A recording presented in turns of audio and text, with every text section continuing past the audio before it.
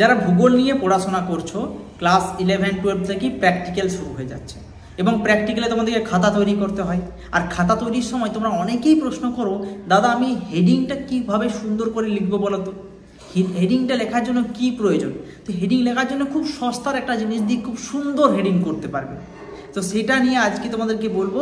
যেমন মনে করি আমার হাতে একটা ট্রেনসিল রয়েছে, খুব কমই দাম এটা, কিন্তু এটার মাধ্যমে যারা লিখছো তারা লেখার অনেক কিছু ভুল করছো।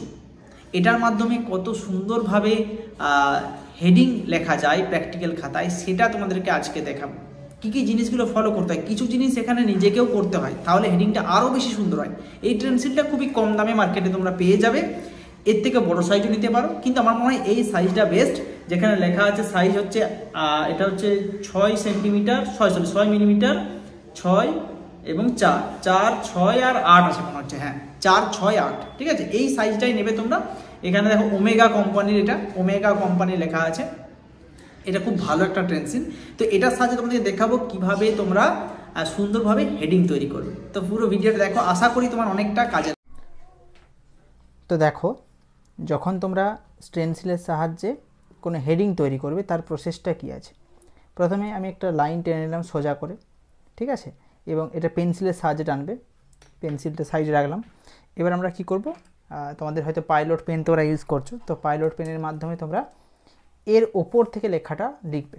যেমন মনে করো আমি আমার নামটাই লিখছি বা আমাদের চ্যানেলের নাম লিখছি, ঠিক আছে। তো দেখো এইখানে কি করব, এখানে যে ট্রেনসিলের শেষ ঘরটা মানে শেষ জায়গাটা আছে, শেষ পয়েন্টটা, এই পয়েন্টটা ম্যাচ করাবো এই লাইনের সঙ্গে। তার মানে কীরকম লিখবো, এখান থেকে শুরু করি।